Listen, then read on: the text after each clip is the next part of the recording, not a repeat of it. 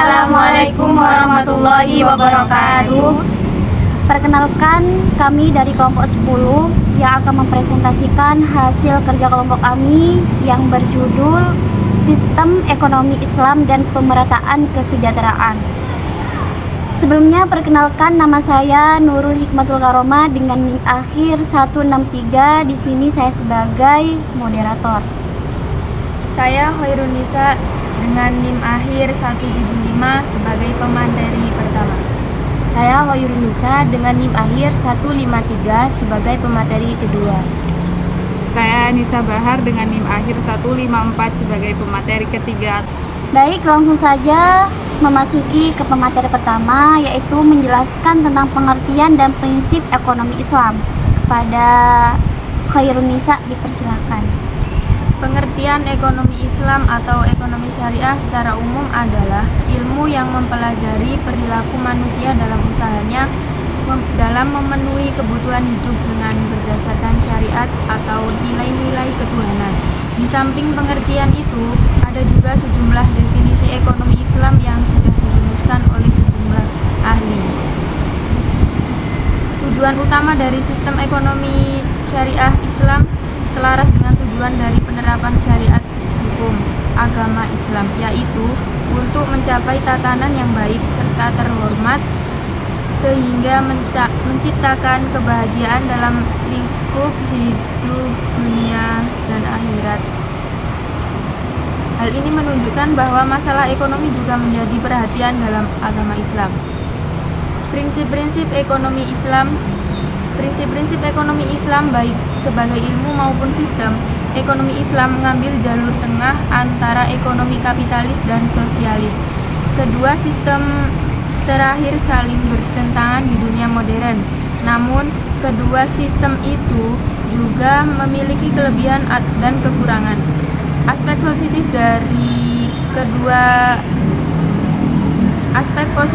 keduanya diambil dalam penerapan sistem ekonomi Islam yang mengambil pijakan utama nilai-nilai dalam Al-Quran dan Hadis. Prinsip konsumsi dalam ekonomi Islam. Prinsip konsumsi dalam ekonomi Islam merujuk dan dikembangkan berdasarkan pedoman dalam Al-Quran dan Sunnah. Prinsip-prinsip panduan tersebut menjadi kerangka moral dalam proses konsumsi dan karenanya perilaku konsumen bisa menjadi sesuatu yang bermakna dan bertujuan. Dalam prinsip konsumsi dalam ekonomi Islam terdapat prinsip kebolehan, prinsip tanggung jawab, prinsip keseimbangan, dan prinsip prioritas. Selanjutnya ada prinsip produksi dalam ekonomi Islam yang diartikan sebagai proses mengeluarkan hasil atau penghasilan. Dalam Kamus Inggris Indonesia oleh John M. Eccles dan Hassam Sadili, kata production secara linguistik mengandung arti penghasilan.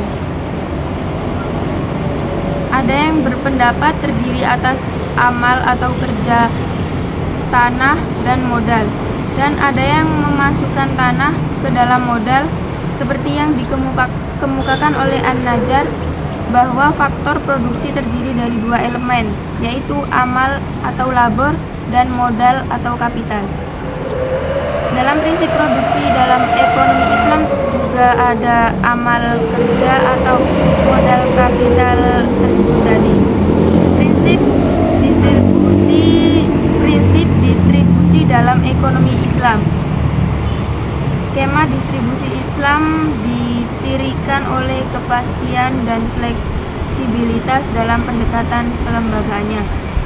Di satu sisi, ada beberapa langkah wajib yang memastikan proses redistribusi permanen dalam perekonomian. Di sisi lain, terdapat sejumlah aturan yang menganjurkan tindakan distribusi secara sukarela untuk melengkapi distribusi yang sifatnya wajib. Selain itu, ada ketentuan tertentu yang memeriksa jalan yang menambah ketidaksetaraan dan misi distribusi pendapatan dan kekayaan secara merata. Berikut ini adalah penjelasan mengenai skema distribusi dalam Islam. Yang pertama yaitu distribusi wajib. Terdapat zakat mal, zakat fitrah. Yang kedua ada distribusi sunnah muakkad dan wajib dengan kondisi. Yang ketiga ada prinsip distribusi harta yang bersifat sunnah. Yang pertama tadi ada distribusi wajib yang terdiri dari zakat mal dan zakat fitrah. Zakat mal merupakan konsep utama dalam distribusi penghasilan dalam Islam. Zakat harus dikumpulkan dari orang kaya dan diberikan kepada orang miskin. Filosofi dari zakat adalah kebersamaan antara sesama. Ini menjadi dasar bahwa zakat sebaiknya didistribusikan kepada masyarakat yang berada dalam satu wilayah, kecuali jika ada masyarakat lain yang benar-benar lebih membutuhkan atau darurat. Yang kedua, zakat fitrah. Zakat fitrah berbeda halnya dengan zakat mal. Zakat fitrah tidak hanya diwajibkan kepada mereka yang secara finansial tergolong kaya atau mempunyai harta yang mencapai nisab. Akan tetapi, zakat fitrah diwajibkan bagi siapa saja yang pada hari raya Idul Fitri dalam kondisi mampu. Siapapun wajib mengeluarkan zakat fitrah walaupun dalam kategori miskin. Dengan cara ini akan ditemukan siapa saja golongan yang sesungguhnya paling miskin di masyarakat. Yang kedua, distribusi sunnah muakkad dan wajib dengan kondisi. Itu ada berkurban, pajak, bea masuk atau usyur, kafarat atau hukum finansial untuk pelanggaran tertentu, pengeluaran wajib dan oleh kerabat, dan ghanimah. Yang ketiga, prinsip distribusi harta yang bersifat sunnah. Itu ada amal yang disarankan atau sukarela, hadiah atau hibah, hidayah, sistem bantuan atau nizam al-ataya, pinjaman atau al-ariyah atau al-qard, wakaf, dan pengeluaran kelebihan harta. Baik, terima kasih. Lanjut ke pemateri kedua, yaitu menjelaskan tentang filantropi ekonomi Islam. Kepada Khairun Nisa dipersilakan. Baik, filantropi ekonomi Islam terdapat beberapa unsur, yaitu yang pertama, wakaf.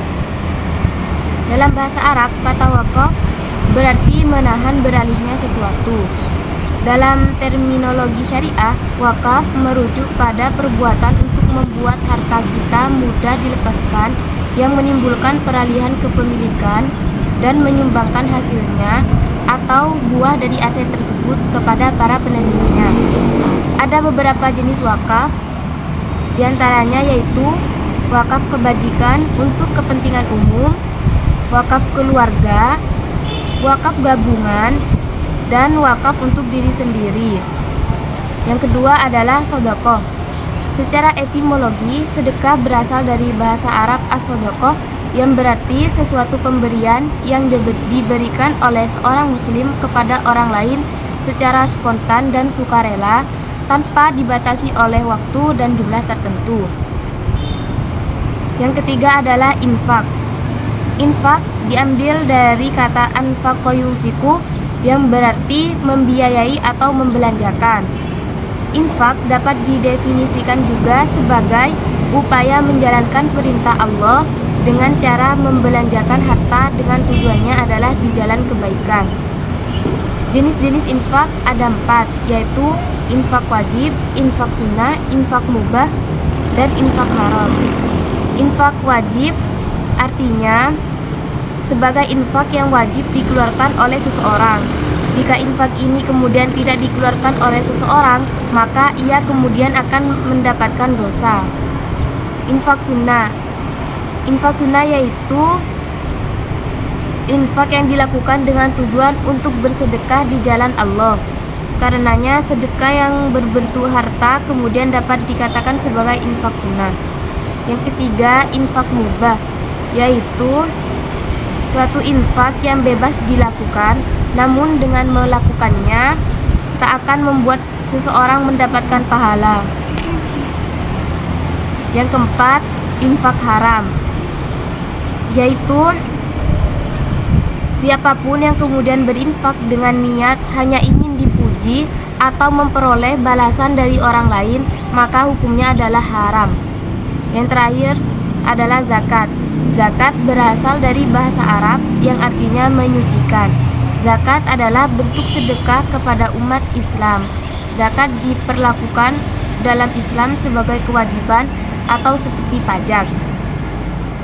Syarat-syarat zakat adalah 1. Islam, 2. Merdeka, 3. Mukallaf atau akil baligh, 4. Memiliki harta yang cukup, dan yang terakhir adalah harta milik sendiri. Baik, terima kasih. Lanjut ke pemateri ketiga, yaitu tentang bank Islam dan bank konvensional. Kepada Anissa Bahar, dipersilakan.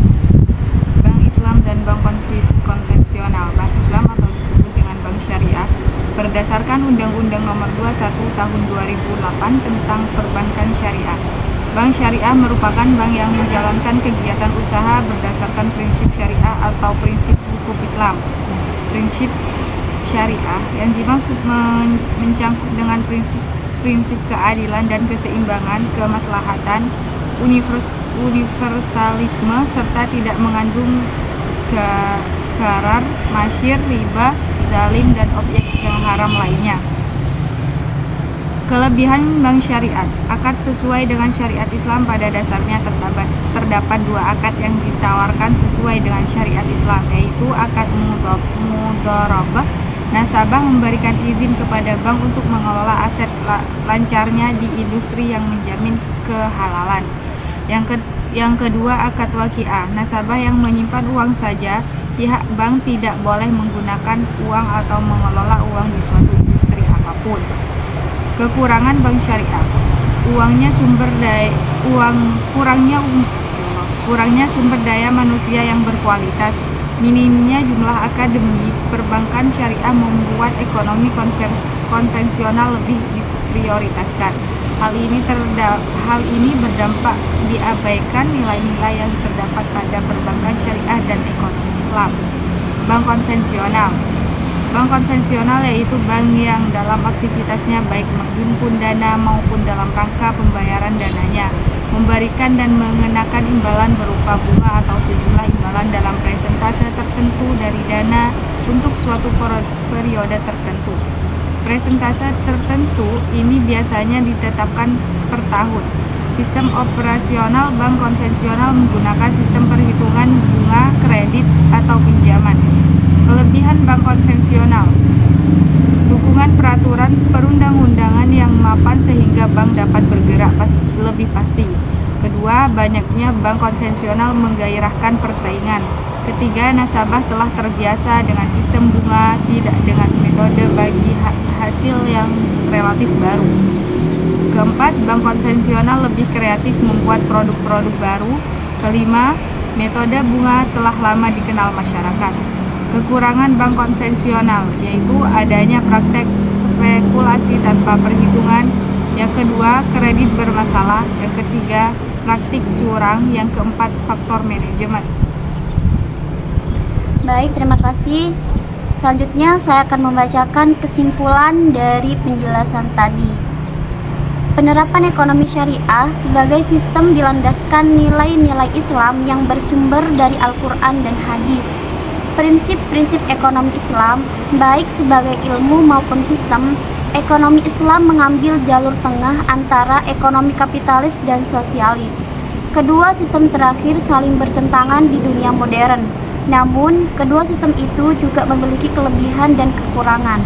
Aspek positif dari kedua diambil dalam penerapan sistem ekonomi Islam yang mengambil pijakan utama nilai-nilai dalam Al-Quran dan hadis. Prinsip ekonomi tersebut juga menyebutkan adanya 3 prinsip yang menggunakan prinsip ekonomi Islam, yaitu prinsip ekonomi konsumsi, produksi, dan distribusi. Filantropi dalam ekonomi Islam menyebutkan ada beberapa unsur di dalamnya, yaitu wakaf, sedekah, infak, dan zakat, yang mana dalam setiap unsur ini memiliki makna, syarat, dan ketentuan lainnya sendiri-sendiri sebagaimana telah disebutkan. Dan yang terakhir mengenai pembahasan bank Islam atau yang disebut juga dengan bank syariah dengan bank konvensional. Dari kedua bank tersebut ditemukan beberapa perbedaan di dalamnya. juga telah disebutkan apa saja yang menjadi kelebihan dan kekurangan dari kedua jenis bank tersebut. Baik, mungkin itu saja presentasi dari kami. Kurang lebihnya kami mohon maaf yang sebesar-besarnya. Akhir kata, wassalamualaikum warahmatullahi wabarakatuh.